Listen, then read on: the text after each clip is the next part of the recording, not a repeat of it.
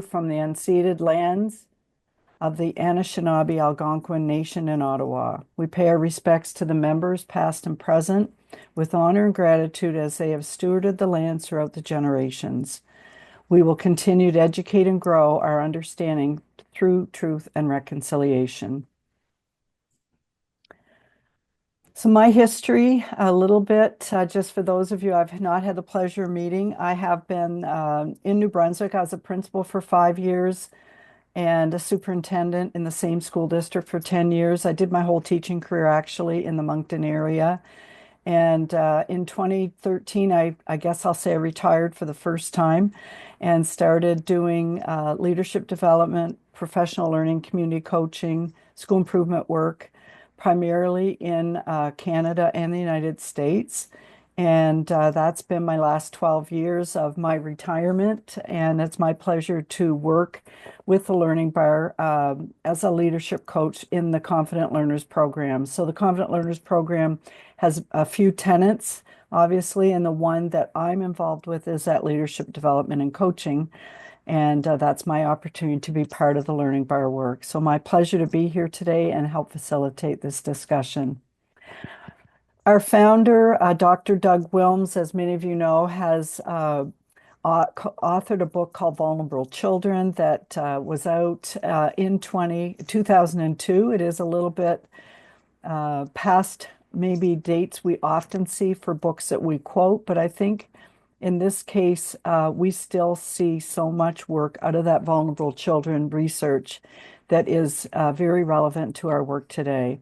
So we know, and he quotes, I quote him here, successful communities are those that succeed in bolstering the outcomes of their least advantaged children. And in today's discussion, we want to talk about the realities, the resilience that we're seeing, and certainly the opportunities and relationships that we build in our communities in Canada.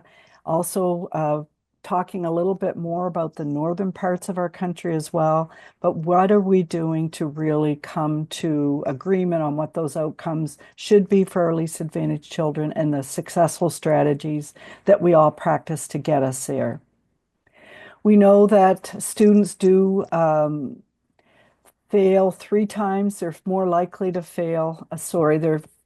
Those who fail school are 3 times more likely to be unemployed. That was a tough one for me to get out this morning.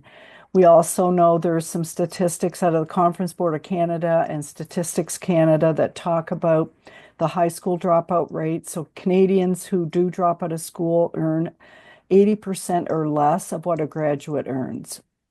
We know that low literacy rates is a major contributor to inequity and increases the likelihood of poor hygiene, diet, mental, and physical health. And lastly, we know that 1.2 million Canadian children younger than the age of 18 now live in poverty. That was Stats Canada's research in 2017. I would say from the work I'm doing across Canada right now that that is probably going to come out at a higher level in the next Stats Canada report. We're seeing that grow, unfortunately. Our current reality in Canada and some things we want to speak about this morning. We know that engaging students in coming to school on a regular basis and engaging them in their own learning continues to be a challenge for many educators and leaders across our country. We know that educators are facing complex classrooms with diverse student needs requiring effective instructional strategies and excellent classroom management skills. This is taxing our educators more and more every day, and we see that definitely throughout our classrooms.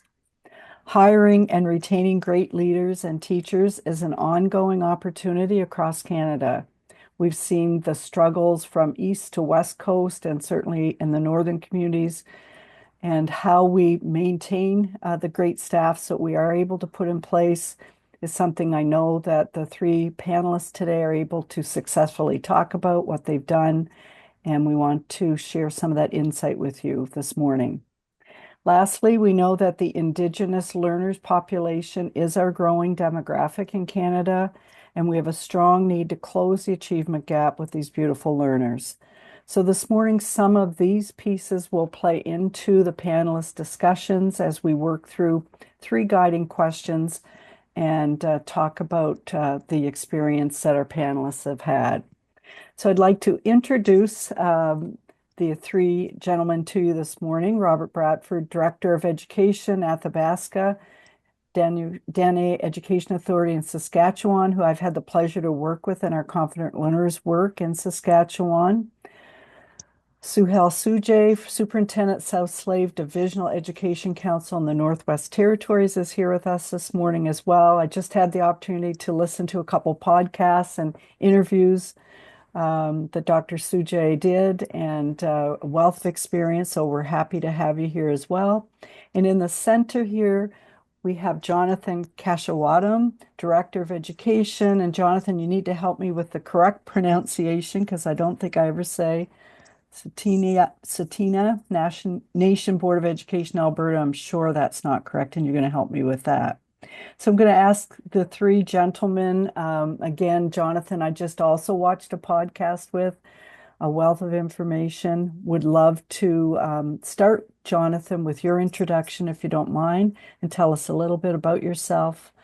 And I'm going to, at the same time, ask each of you to, while you're doing an introduction, to just consider these three R's that were in the title of our webinar today. So considering realities, resilience, and relationships. While you're introducing yourselves to us, tell us a little bit about which one speaks to you the most when you think about leading in Canada, just in general, and why that one is the one that that kind of holds near and dear to your heart. So, Jonathan, I'll start with you. Ah, Dara Stara, Oki Tanse, Size Jonathan Kashwaram Atta. I'm the Director of Education for the Tsuut'ina Education Department on the Tsuut'ina Nation in Treaty 7 in southern Alberta. It's an honor to be here today. I've been in this Jonathan. role for the past 3.5 years. A little bit about our district. We serve over 1,000 students, 180 staff members, full and part-time across 4 schools, as well as our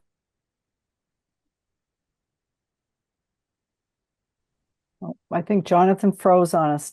Is it, students that attend the provincial school boards within the city of Calgary. Oh, sorry. My internet connection is a little unstable. are you good now, Jonathan? Yeah, I'm good if you guys are. We hear you now. Okay, which part of that did you get? We got most of the introduction, and I think too when you said where the location is in the southern part of Calgary, I think we heard you say. Yeah, so we're in southern Alberta, and we're Tsuut'ina Nation is just bordering the city of Calgary. Thank you. Um, we serve over 1,000 students, 180 staff members, full and part-time. Um, a lot of our students attend within the provincial school boards within the city of Calgary and surrounding areas. Um, and yeah, we have, like I said, 4 schools here on the nation: elementary, middle school, high school. Um, and we're doing a lot of great, exciting things. But I think for me, considering the 3 R's uh, in the title, which one speaks to me the most is relationships, just because like relationships are reciprocal, right? Like it's students forming relationships with their teachers and EAs, but also too like teachers and EAs forming those relationships with students and families, and it's always that element of reciprocity. A lot of times our staff members, I think we're losing them again. communities, and we need to form relationships with. Jonathan, So we're yeah, I said relationships. Yeah. yeah, you're cutting in and out, but I did hear the reciprocity, and I want to just comment on that as well, that what I think I hear you saying is that interdependence piece, that relationships really work both ways. It's that interdependence that you're building up and definitely see as a priority in your work. Thank you so much. Yeah, Sue, yeah, exactly. thank you. Yeah, Suhal, would you please introduce yourself to us and comment on one of these three as well?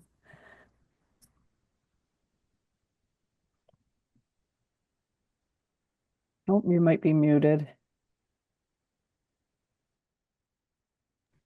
Of course, I'm muted. Why wouldn't I be? Apologies. No worries. No worries. My name is Sohail Suja. I'm the superintendent of the South Slave Division of the Educational Council in Fort Smith, Northwest Territories.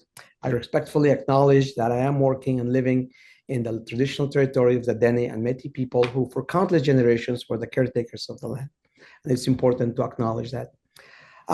Your first question is a tough one, Karen, because it's really hard to pick one and to place an ordinal value on any of these concepts is unfair to a certain extent because they all play into each other. When I think, for example, of the reality of education in the North, and nationally for that matter, it has evolved so much the last few years that to speak of it as less than would be missing the dynamic and fluid nature of education, in addition to our agility and adaptability in dealing with the changes that have occurred in the last few years. Similarly, when we talk about resilience, it is one of the most telling traits in determining success. I mean, time and again, philosophers, speakers, leaders talk about the fact that resilience is perhaps the most consistent predictor of leadership success. I mean, with decreasing budgets, a shifting horizon in terms of education, politics, social and emotional strains on our staff and students, resilience becomes one of those things that we need to boost, if you will. We need to teach and support in our schools. And lastly, to echo what Jonathan said, relationships. Saying relationships are important to leadership is like saying air is needed for life. It's a redundant statement that is so inherently true that has become canon when talking about leadership dogma. And to me, if I were pressed to make a decision, and I would hate you for doing that, Jonathan, that relationships is the keystone concept when it comes to leadership. I mean, inherently, we are leading for a common good. And in order to lead, we have to do so together. The African adage, if you want to go fast, go alone. And if you want to go far, go together, speaks to the value of relationships in the lasting legacy, if you will, when it comes to building a system and supporting our schools and communities. So a long answer to a very short question. That's great. Thank you so much, Suhal. I appreciate your honesty about this being, there is no one answer, perhaps. It is all three. And the relationship piece is definitely coming out from everybody right now so far as a priority. And I think we see that every day in our work we do. We see how important those relationships are as leaders. Uh, you know, in all ways, that interdependence on other people is so important. So thank you so much. Robert, over to you. Thanks, Karen. So I am Robert Bratfield, Director of Education, CEO with the Athabasca Denisuklene Education Authority. Speaking to you from Treaty 6 territory. Our office is in Prince Albert in the middle of Treaty 6 territory, and that's the ancestral lands for the Cree and Dakota, Nakota, and Saulteaux people, and homeland of the Métis Nation as well. We serve students and families in the Athabasca Basin, that's in the far north of Saskatchewan, three Dene communities of Hatchet Lake, Black Lake, and Fond du Lac. And in those schools where those three nations came together to create a single authority. And so we serve about 1,300 students across four schools, roughly 250 staff. And I've been part of this organization for a very short time, actually 2 years, a little over 2 years. And it's just been very, very rewarding and just a wonderful place to work and serve.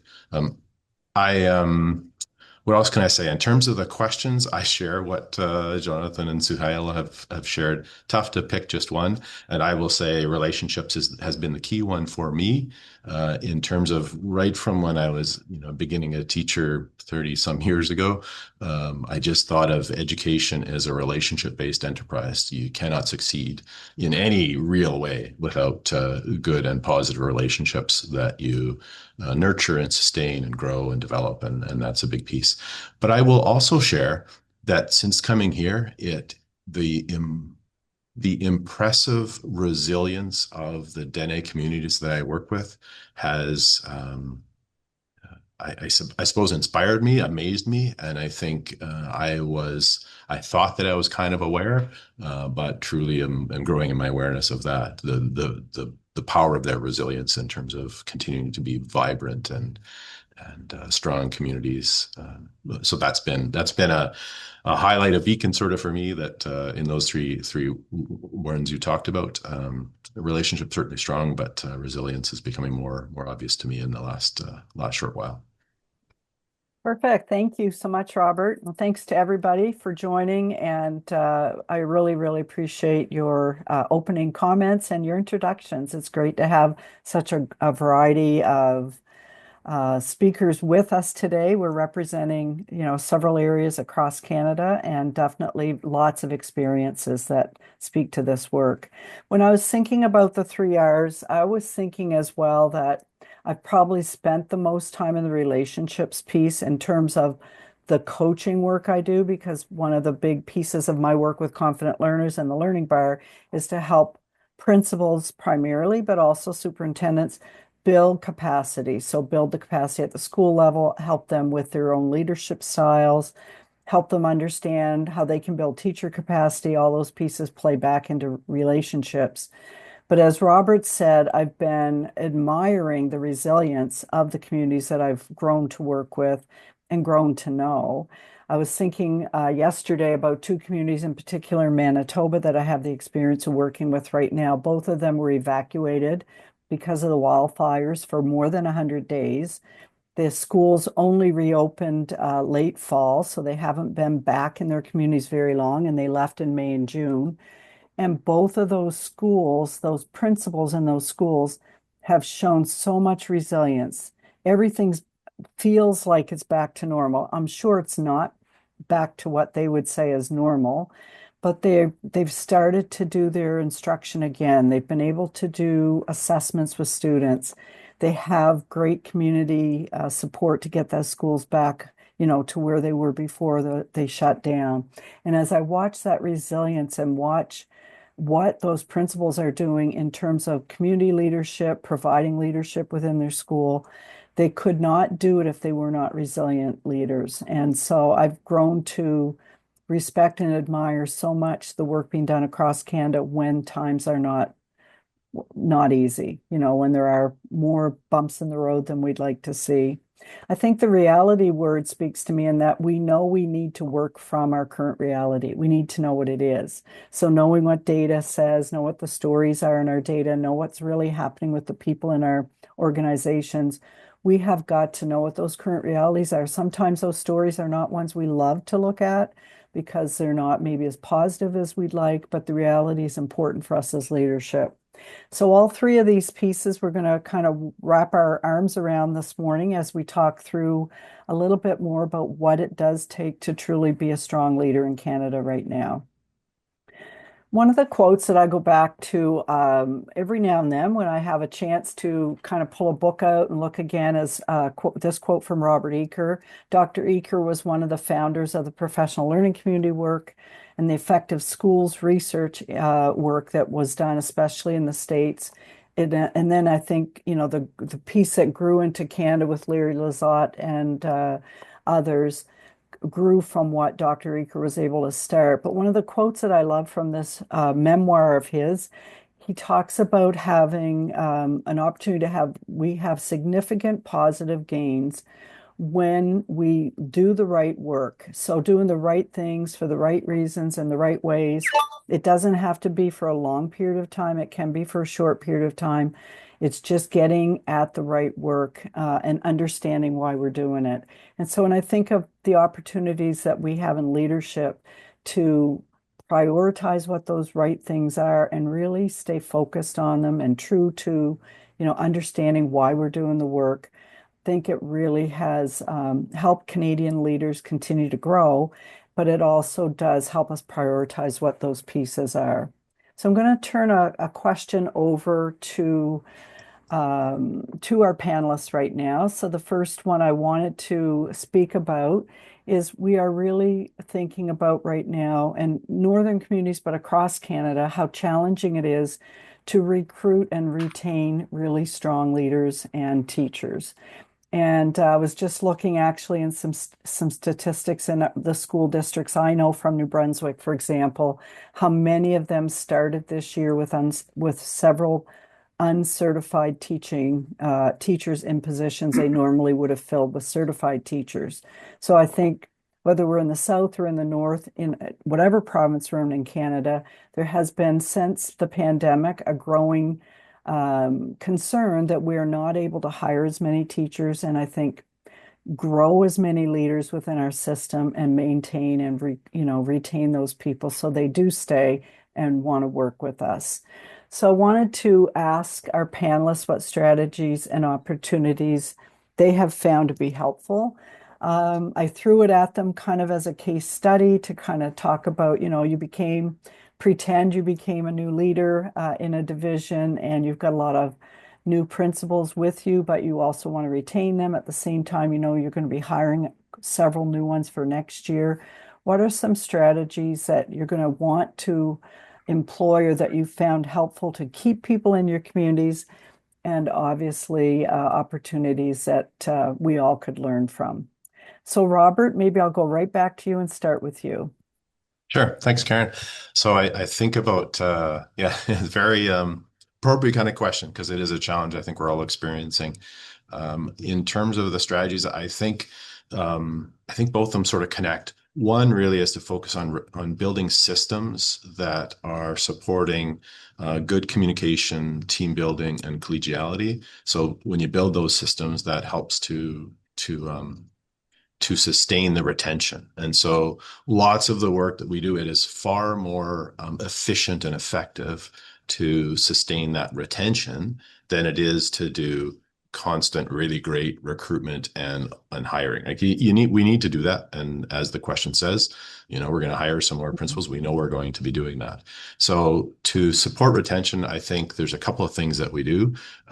Be intentional about your administrative meeting formats and styles and content so that they are focused on building team, building connection, building relationship among those administrators. So you want principals for one school to be able to phone a principal from another school and say, hey, what did you do about this, or how did that work? So in our meeting formats, I would want to make sure, if I'm the new superintendent or leader of the system, I'd want to make sure those admin meetings are conducive to that relationship building and connection, along with, the professional development and leadership skill development and just management of a school. You need some of that in there, but make sure intentional about that. I would also make sure that my connection with the individuals and, if I have superintendents that are along with me, making sure that those connections are building relationship and strength, positive affirmation of the work, guidance and support, all those sorts of things to build that connection and loyalty and relationship. I think the other piece that's helpful is an external voice, an external coaching person. And so we feel fortunate in my current system that this is part of the work that we do with the Learning Bar. And so Karen, you are the one, but you provide sort of regular coaching with our administrative teams. And that's around leadership. That's around goal setting. It's around managing schools and those sorts of things. That external voice is good because it affirms sort of the direction that we're going as a system. It affirms the principal and vice principals, skills and activities that they're doing, and also provide some outside perspective. So that's been a really good thing. So that's sort of the administrative part of it. And I think that's where we need to focus piece. Staff recruitment, same sort of thing, focusing on building connection and relationship. So our staff come into a remote community, they might be different one that they're other experienced. And so making sure that you've got really strong onboarding and mentoring and continued. It's not just fill out the forms, here's your teacherage, way to go. It's all the way through the year, checking in and connecting and making sure they're feeling welcome and connected and supported and embraced. And the principal and returning staff have a big role to play in that for new teachers, but so does the system as well to make sure those processes are in place. And then also that, like the learning bar work that we do within this current system, that's a part for teachers too. So every one of our grade 1 to 5 teachers gets a weekly touch coaching session around specifically literacy instruction, right? And so that's a good thing for both reasons in terms of building relationships with each other and support for each other within your school and across the schools, but also providing that external voice of, expertise that affirms, yeah, we know what we're doing, and this person's helping us do that. So, summary, I think, you need to do some recruitment, absolutely, but focusing on those relationships that support retention are, I would say, the strategies that have been most effective so far. Thank you, Robert. And like when I think about the work I've done with your leaders, you really haven't had very much turnover. And that when I think of 3 or 4 years in now, there's only been one principal change, and that one principal change, you were able to grow the vice principal into that role. So, you are speaking to something you are actually doing. That retention piece is truly important to ADEA, and I can see it from as the outsider looking in that opportunity for people to understand they have the connections to each other and grow those relationships is really making a difference in keeping people wanting to stay in their communities. So congratulations on that. Great advice for all of us as well. Suhail, how about in the Northwest Territories? I know you work with some diverse communities, and I know just from speaking with you for a few minutes, you also feel quite proud of the work that you do to retain teachers and leaders in your system. Thanks for asking the question, Karen. And it's hard to stay quiet or silent when you hear others talk about some of the things you're so passionate about. And Robert did a great job of summarizing basically what it takes to be successful. But what I ask myself is, why are teachers leaving the profession? And the number one reason that teachers give us is that the disillusionment with their inability to affect change. They feel that they are not able of changing the status quo. We all know that teaching is perhaps the most significant, important profession, because it is the one that teaches all other professions. So when we have teachers disillusioned with the fact that they're not making a difference, they're not making a change, the question we ask ourselves, how do we increase the self-efficacy? How do we make them feel like they're capable of affecting change? And as Robert pointed out, a network of support, whether it be external or internal, is critical to create a sense of community, a sense of belonging, if you will, and a sense of being able to change for the better in terms of their daily lives. When we talk about how do we do that, we often try to find mentors for our teachers to actually help support them, because coming to the North is not easy. I mean, people have a romanticized idea what the North is supposed to look like, and 99% of the time they're right. It's God's country. It's a beautiful place to be. The communities, as you pointed out, are resilient to the nth degree. It's a lesson for all of us, if you will, in terms of resilience. So there are a lot of positive things that would entice someone to come to the North. But when it comes to the realities of the North, we know that sometimes the literacy scores are lower than that of the rest of Canada because of social issues or because of community trauma or because of a number of other aspects. So how do we help support our teachers to do their best work? And having, again, that network of support, internal, external, becomes critical for that. Providing them with data that they can use to structure their instruction so they can actually measure, if you will, and make adjustments to see how their instruction is making a difference is helpful. It's hard to argue with numbers. right? Hmm. With opinions, we can certainly argue till the cows come home. But when it comes to numbers, the numbers are the numbers. And as you pointed out, in terms of facing reality, the reality of the numbers is not something to shun or avoid, but rather to embrace and learn from. And it gives you a starting point for improving those numbers. So having the ability to dig deep into what is going on in our schools, whether it be literacy, numeracy, or any other parameter, helps teachers figure out a path, if you will, to affect change. And then our job is to provide them with the supports to make that a reality, not just a pie in the sky, again, illusion in terms of what they can do. Um, I was at a recent conference in British Columbia for superintendents where we looked around the room. There's about 200-300 people in the room, and half of us are going to be gone next year. We're not going to be in the next 2 to 3 years. We're not going to be superintendents because we'll be moved to retirement and whatnot. So there's a significant lack of sustainable model, if you will, for leadership in education. And I don't know how to solve the issue when it comes to senior leadership because it's becoming more and more difficult to convince people, if you will, to do the right thing in those positions. I think back of my happiest moments as an educator, and they were as a teacher, because that's where you can affect the most change, the most direct change, and it's palpable. So how do we support those teachers in being the very best version of themselves in helping those kids? And again, it comes down to relationships, to supports, to providing with the information, the tools to do a good job. And all those things are basically part and parcel of the same concept of supports and community. So it's definitely critical. And if you want happy teachers, we have to make them feel welcome. We have to make them feel like they matter. And relation becomes a significant role, plays a significant role in this because they all want to belong. We all want to belong somewhere. If we can make our communities home for our teachers from the south or from within, then we would have a recipe for success, most certainly. Thank you so much. Belonging is, it is a human need, correct? And I can't imagine moving from, a southern community, perhaps where as a young teacher, I've lived my whole life, I studied and going north and not having some support and feeling welcome, just kind of being plunked into a community and expected to go to work and teach would definitely feel isolating, I think. And I know that from all of your experiences, you've found ways to create those opportunities for teachers to feel welcome, for leaders to want to stay.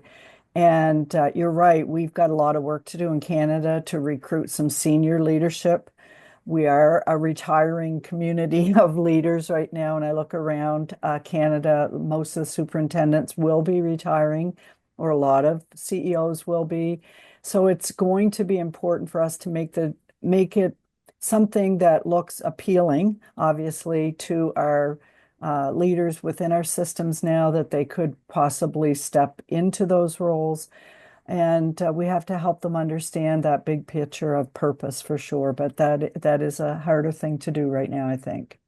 If I may, Karen, Yes, of course. you speak beautifully when you summarize everything that I've said, and you're absolutely right in all those terms. And I believe Robert and Jonathan will back me up that people come to the North for 1 or 2 years, they end up staying for 10 or 12. But we're successful in being able to create that sense of community and again speak to the beauty of the land and everything that the North has to offer. So I appreciate you again summarizing my rant, so to speak, into words. So thank you. No worries. Thank you. Jonathan, over to you. I know you're a little bit different in that you're a little bit more southern in your work, being around Calgary area, but still we all have leadership and teacher recruitment and retention challenges. Yeah, for us, we don't have the challenges that, a lot of the communities in the north have in terms of like recruitment and getting people to relocate their families. But I think like some of the strategies and opportunities for like retention, like we have a pretty good retention rate within our district. As I mentioned at the start, we have 180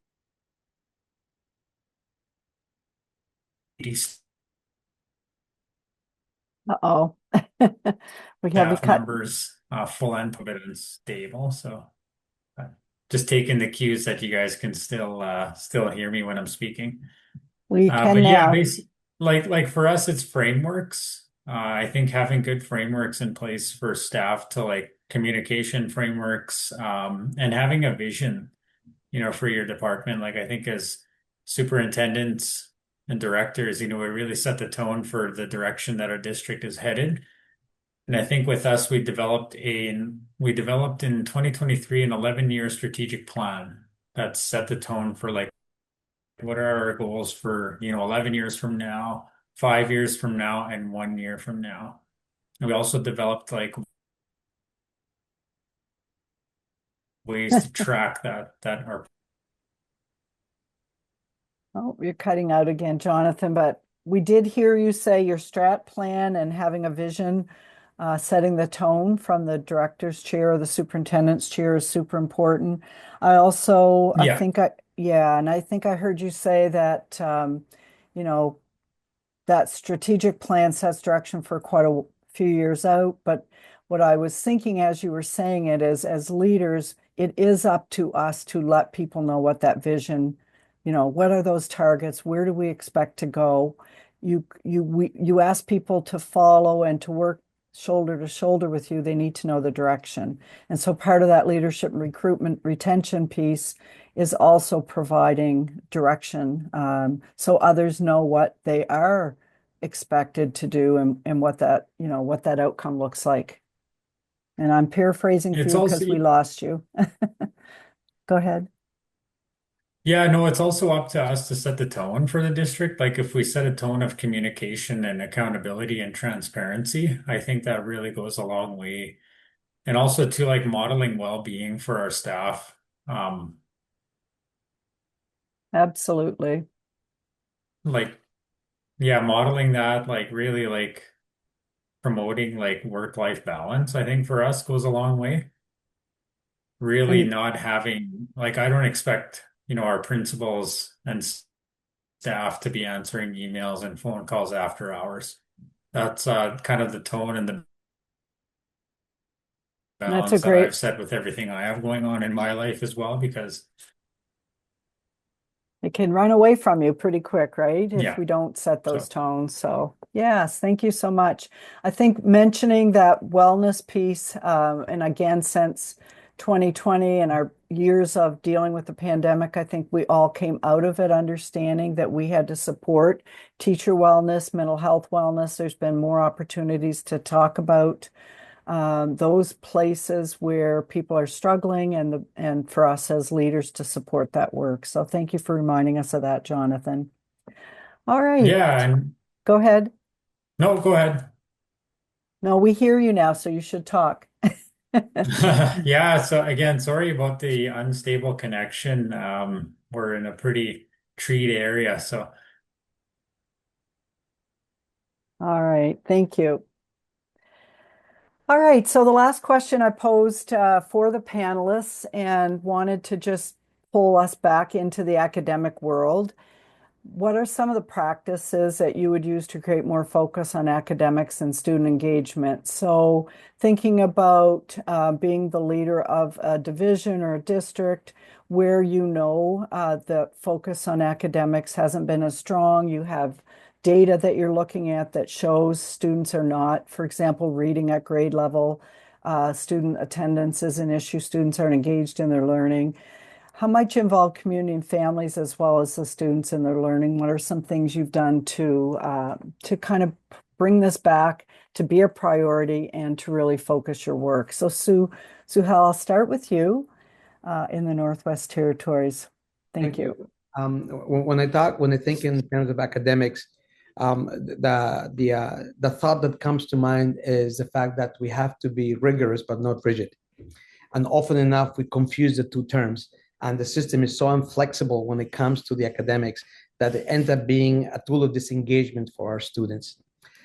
In regards to specifically the question that you mentioned in regards to student reading levels, our model for decision making is data driven. Data is supreme, but it's not just the quantitative data, but also the qualitative data that we look at in regards to how our students doing, considering a number of factors, not just the numbers on a piece of paper. And we anchor our decisions on research-based,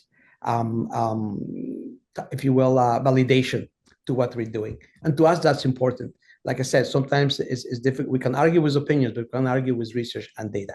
And to us, that has become paramount in our literacy approach to education.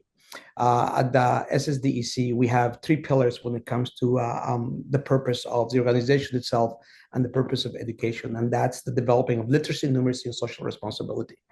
And we can't do the work that we do without having information that is valid, that is relevant, and is current in order to help us basically strategize and come up with initiatives to help support our students.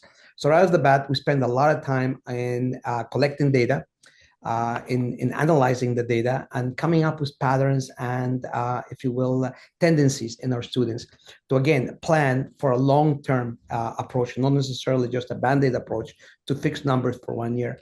And that involves, again, a lot of testing, formative and summative as well, and collecting the data to basically find, again, trends and patterns that help us understand what's going on in our classrooms.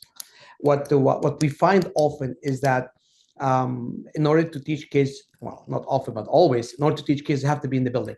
So before we talk about literacy, numeracy, social responsibility, we talk about attendance. How do we get our students into the building and keep them engaged in the building, and making the space a welcoming, judgment-free environment where parents, students, grandparents, elders feel comfortable and welcome is key in making this a safe space for students to risk, if you will, the learning process. Because learning is a risky endeavor, because there are possibilities of failure, and those can be catastrophic sometimes for students.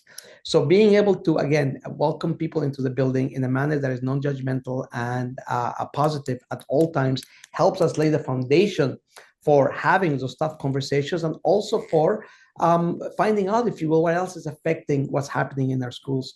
But it all comes back again to the data that we have, the data that that supports our decisions in regards to reading, literacy, and whatnot.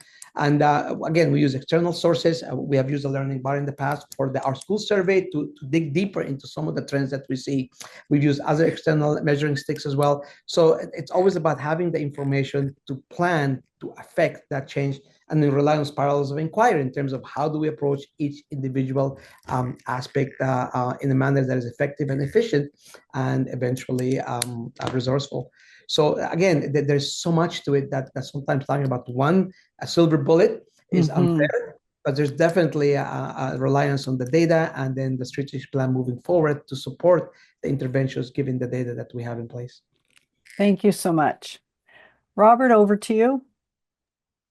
Yeah, I really like how you summarize that, Suhail, especially the academic sort of processes there. When I was thinking about this question, I thought about that first as knowing the realities. You have to know where your students are at. You have to, and data is a big piece of that. I think we've had some, good information through the para assessment with the learning bar. That really helps teachers to know at a very granular level what does each student need and know, and skills that they need to go to the next level. So that's a big piece.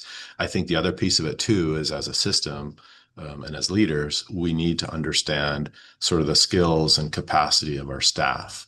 So what PD might they need in order to build those instructional strategy skills and support and that sort of piece, but also what they might need in terms of strategies and learning about how to enhance engagement and build relationships.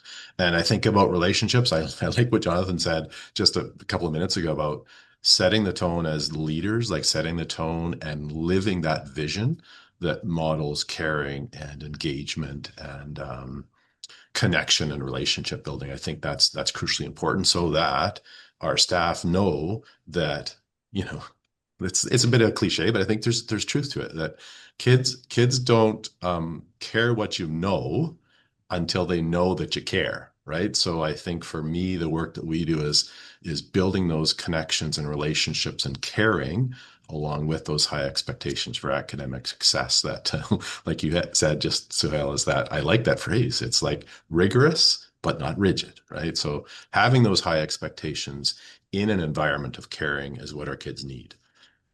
And so I think about building teachers' repertoire of strategies for instruction, but also building their skills and building connection relationships. Because It does not come naturally to everybody. Like you would think that No. all teachers would come into the system like just having that, right? But lots don't. Lots just need like, and it's a learnable thing in many ways. Perspective's a big piece, but there are strategies you can learn as well too. So, and I think when I think about the other R, I think about resilience is knowing that we've got some challenging realities in front of us, and we're going to have the strength to move forward together. Also, accepting that sometimes we screw up, like we all fall Mhm. down sometimes. And I believe that's really important as a leader to say, I'm sorry I made a mistake there. I shouldn't have done that. Or this did not go the way I expected. Okay, and I'm sorry, here's what I'm going to do next, or here's what should we do next. I think that acknowledging that is helpful in that building of the resilience and say to our staff, just because you made a mistake doesn't mean that you're a failure. It just means it's a current state. It's not a long-term reality, right? um, I think that when I think about this, my focus has mostly been on that engagement, connection, relationship piece first, so that we can be more successful in the academics, um, building on that foundation. So I think that's what I'd share. Thank you. Yeah, and when I think about where I've seen school improvement really take off and work, it doesn't it doesn't happen when you just focus on academics. You've got to build that culture of caring. You got to build that culture of engagement. You got to have a healthy school culture, a healthy system culture. As Jonathan said, setting the tone, building that vision out. And then as you focus on your academics, it all kind of fits together. It's like a puzzle with all the pieces, but you can't just plunk the academic puzzle piece in without working on those other very, very important pieces around engagement and belonging. Can I inject just one more thing? Like it's Of related to this, course. right? It's like I had an experience with it was a large high school, and they were just a phenomenal reputation in the community as a caring and wonderful place to be. But their graduation rates were atrocious. And that was just a signal of, okay, we're missing a piece here. You need to Mhm. have that caring and connection, safe place to be to grow and learn, right? So Right. it was a challenging thing. It was several years of trying to work with that staff that was fairly stable to say, okay, caring is great, but you need to have high expectations for kids because they can succeed. They can do wonderful things. So it's that like like rigorous academic expectations and support in that environment of caring. And sometimes it's hard to get both the right balance there. Robert, I love that you brought that back because I think we can miss the opportunity to, and I agree. If a staff believes they're a creating a caring environment, creating safety, it's a healthy place for students to go, but they do not have academic expectations, then we have to think about what is the purpose of school and go back to, that high expectations has to be there. So on that note, Robert, I just pulled out, this is a Confident Learners program that you're following. So we work through phase 1, 2, 3. We're focusing on reading skills, but what I wanted to celebrate was your growth because you did just talk about moving that literacy work forward. And what I've seen with what you've done, this was 2022, 2023. We started out with students primarily grades 1 to 5 in emerging, which means they're working on letter sounds, letter recognition, those first decoding skills. And by the end of just that first year, we had moved 50% of those students out of that section. And as you know, your data right now, at the end of last year, you only had 50% of your students start in that emerging. So that was primarily your grade ones for the most part, and some other grades, but not very many in the higher grades. And you reduce that by half. But the great thing is going across the top, we continue to see those reading numbers grow. So while you're building that caring, connecting, relationship-based environment, you've been able to successfully work on your academics. And I don't have Suhail's data with me, but I know from what I've heard and seen, you're focusing the same way and focusing on your data.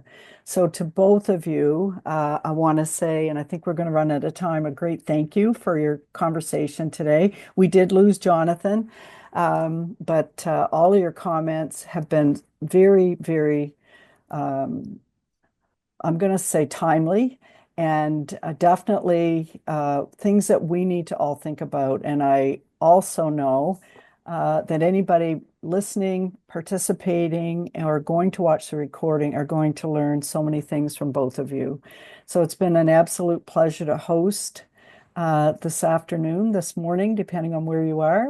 And just want to say a really big thank you and great appreciation to both of you for joining. We did want to leave some time for question answer, but I know we are out of time, and I don't know if that's going to be possible or necessary right now. So Lorna or Colin are in the background here from the Learning Bar. I don't know if you've got any questions from the chat that you need to ask us, or if we're good to close our webinar.